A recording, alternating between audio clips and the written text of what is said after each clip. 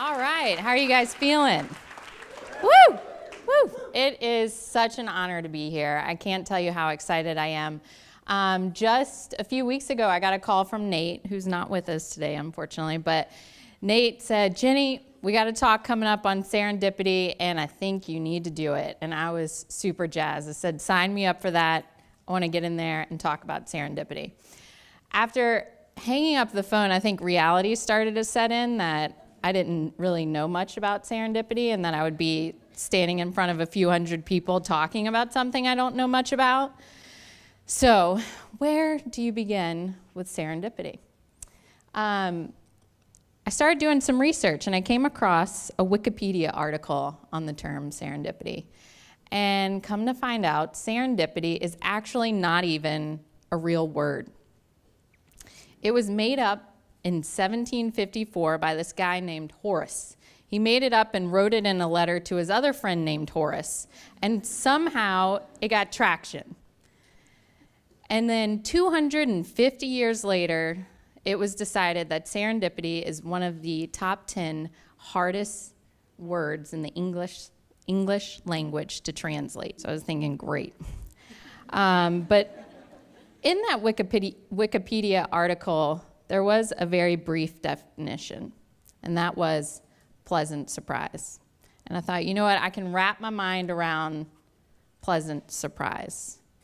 I mean, we experience pleasant surprises in our lives all the time, right? Like, how many people have found 20 bucks on the ground? How many people have gotten a job unexpectedly? How many people went on a date with someone that you liked and they actually ended up liking you back?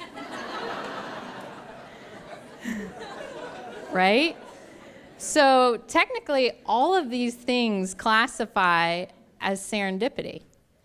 But I started realizing I can't really give a 20-minute presentation on all the times that I found 20 bucks on the ground. So I wanted to take it a level deeper. And one question really stuck out in my mind. What about situations where we can choose to show up and be a pleasant surprise? So I want you to meet Dr. Gopi Manam. Dr. Manam is a cardiothoracic surgeon in India. He studied in England and Scotland and returned to India in the 90s to continue his practice. And he ended up becoming one of the world's leading cardiothoracic surgeons. In 2004, he got a lot of press because he was the first surgeon in India to successfully transplant an undersized heart. He had a 23-year-old patient who came in, was going into heart failure, and that patient's only hope was to receive a new heart.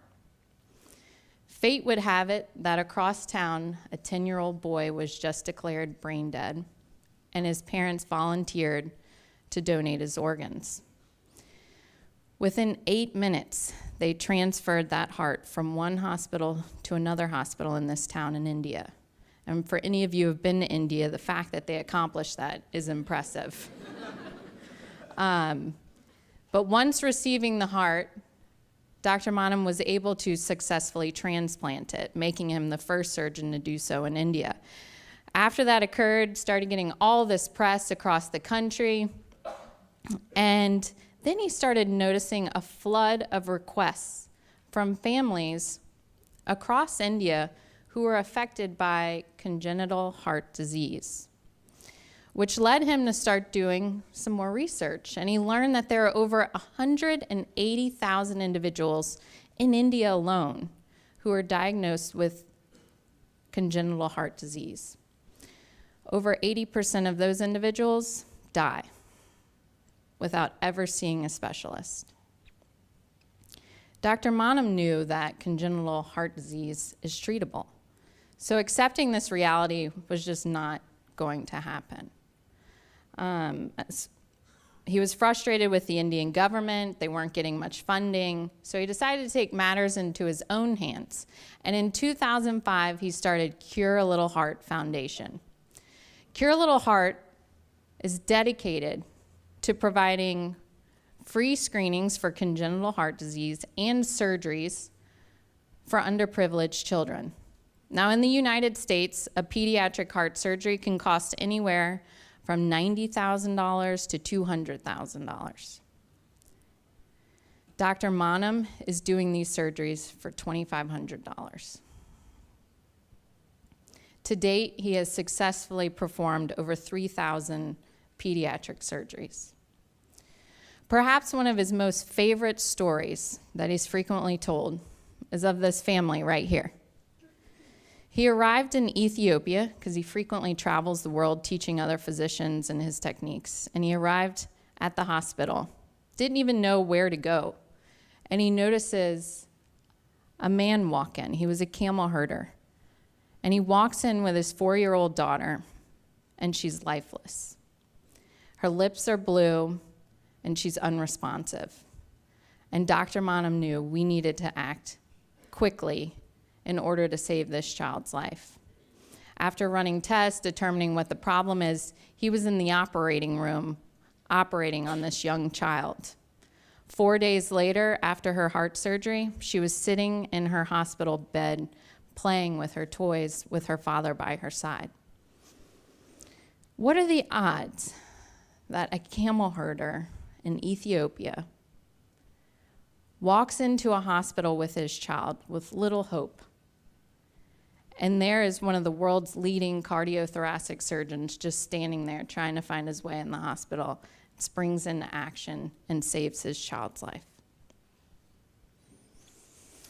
I want to introduce you guys to Charlene. Some of you may know Charlene. She's based here in San Diego.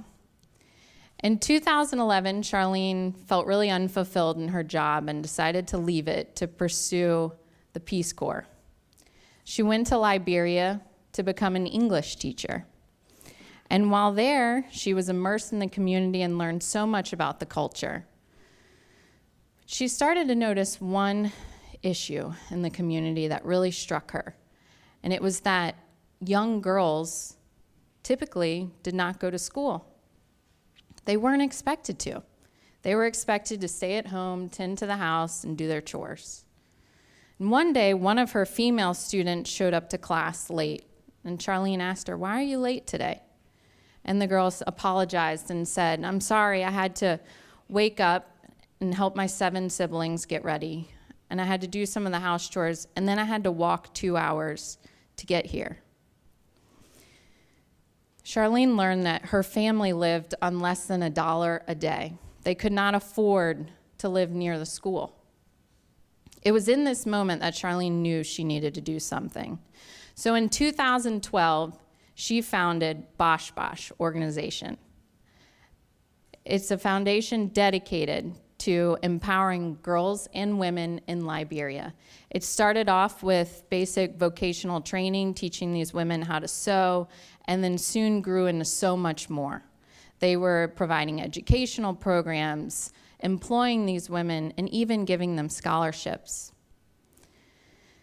Because of her efforts, Charlene has gotten incredible exposure, not only in Liberia, but also in the United States. And just last year, she was invited to the White House to talk about her efforts and to meet the President and First Lady. Not in her wildest dreams did Charlene think that would happen. But what an incredible surprise in her journey. Next, I want you to meet Sarah Shire. Sarah's also a local here in San Diego. In 2008, Sarah was faced with a very difficult hardship in her life. She was faced with an unwanted divorce. She was a stay-at-home mom for her 18-month-old daughter, and after facing this unwanted divorce, she felt hopeless. She didn't know what to do next with her life. She wanted to find a constructive way to deal with the negative emotions that come from divorce. And lo and behold, she was watching an episode of Ellen with Dr. Wayne Dyer, and Dr. Dyer was talking about compassion and how compassion is the answer to the world's problems. It's the only way to achieve peace And it is probably the single most important lesson that we can teach our children. It was something that she could not get out of her head. So she enrolled in Stanford's Compassion Cultivation Training Program. She completed that program and then founded Compassionate, an organization dedicated to inspiring daily compassionate actions and attitudes across the world.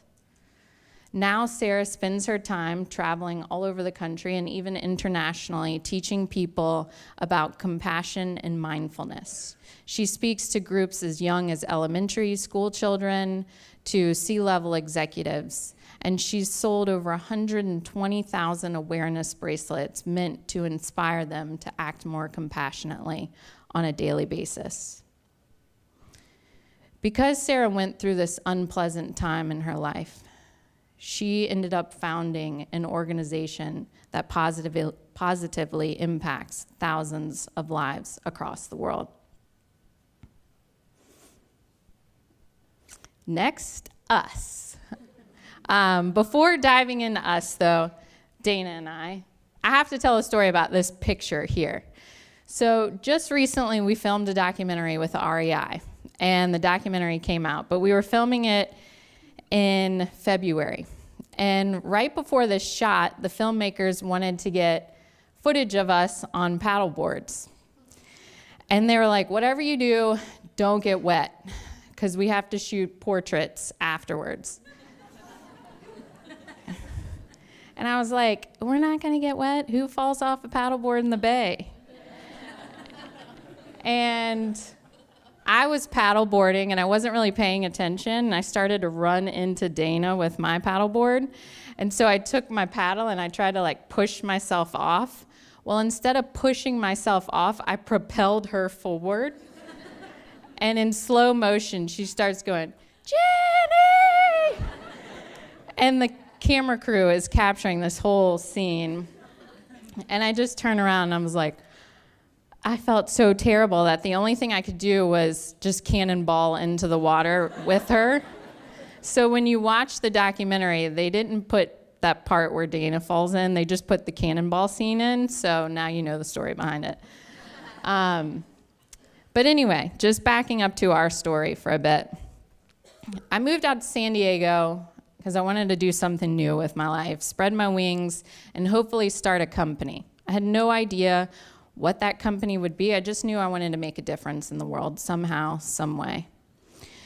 So as soon as I stepped foot on campus, I enrolled in entrepreneurship courses. I got involved in the Entrepreneurship Society, just did everything entrepreneurship in hopes of building that confidence to one day start a company.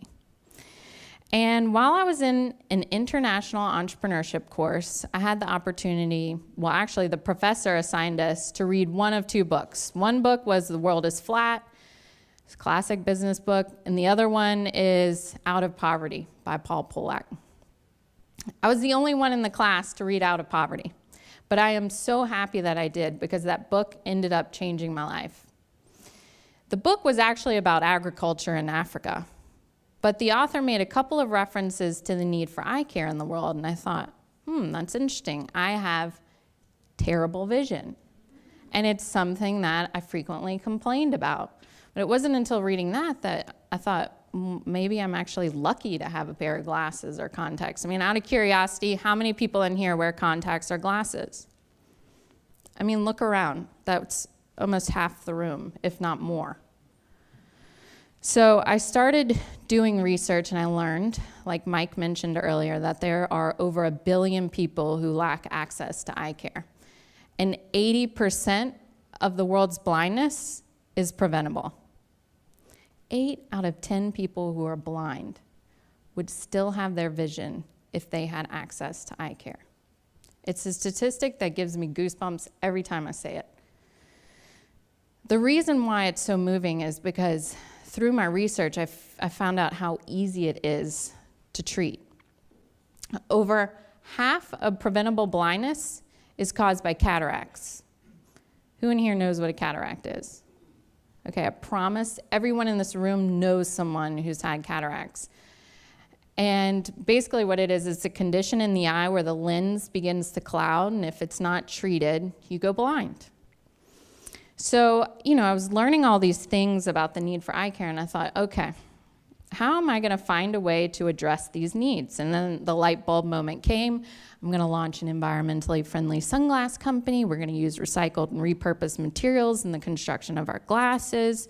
And then we're going to donate a portion of our profits to fund eye care. So that was the aha moment.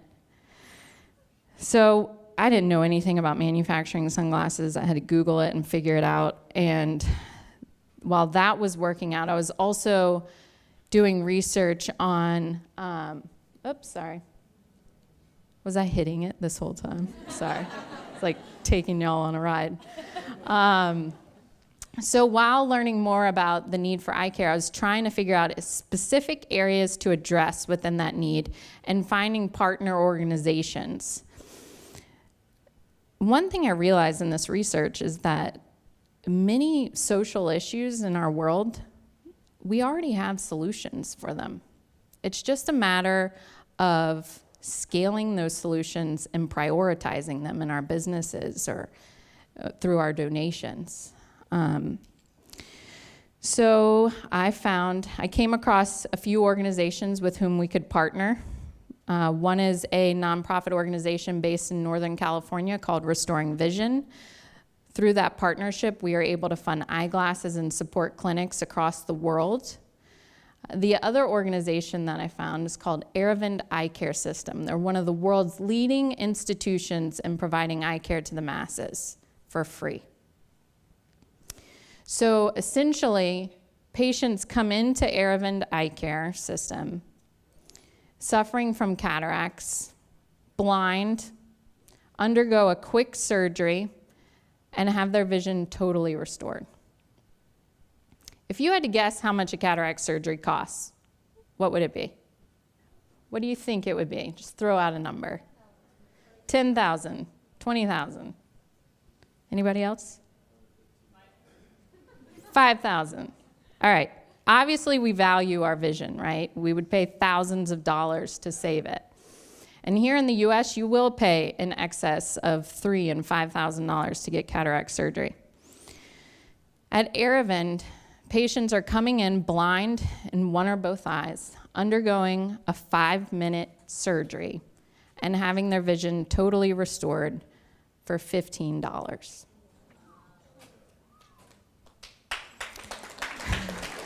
It's awesome. It's awesome. It's incredible how $15 can drastically change someone's life. In many of these impoverished areas, when someone goes blind, they're unable to provide for themselves, they're unable to provide for their families, they become a burden on their families, and in many situations, they are totally abandoned. And for $15, we can reverse that. So that's exactly why we at Solo Eyewear exist. I think we can all agree the world does not need another sunglass company, but what the world needs are companies that care about people and the planet, and that's why we're here. So through our journey, we've experienced some incredible challenges and some amazing successes. We've been able to go on giving trips around the world to support our eye care clinics and experience that giving on the ground level and see what it's like for patients to have their vision restored. Perhaps one of our most favorite encounters was with this little boy. His name is Jorge. We met Jorge at a clinic in Mexico. He was standing in line by himself, and it just caught our attention. So when it was his turn to come up and get his eyes checked, we started asking him questions and learning more about him. And we learned that Jorge was 9 years old. He was in the 3rd grade. He came from a single-parent household. Dad worked all of the time. Jorge took the initiative every morning to wake himself up, get himself dressed for school. And he noticed in the classroom that he couldn't see the board, unlike the other kids. He learned about the eye care clinic down the street and made a point to show up and get his eyes checked. By the end of the day, Jorge had a new pair of glasses. He was such a bright, brilliant kid. Once the clinic concluded, we made a point to walk down to the school and just see if by chance we would find Jorge. And we did. We found the classroom that he was in. Dana and I just peered through the window, and there's Jorge in the middle of his classroom actively participating. And I can't tell you how awesome it is to see a child be able to reach his full potential simply because we helped him see clearly. It's stories like his that keep us going. To date, we've been able to fund eye care for over 13,000 people in need, and we hope to exponentially increase that number over the years to come. And it's such a blessing to be able to show up in other people's lives and help them. So if I can leave you with 2 things today, I hope you will remember this: that sometimes, in order to experience pleasant surprises, we must go through unpleasant times. And if you ever encounter an unpleasant situation or circumstance, I hope you will see it as an opportunity to show up and be a pleasant surprise in someone else's life. So thank you.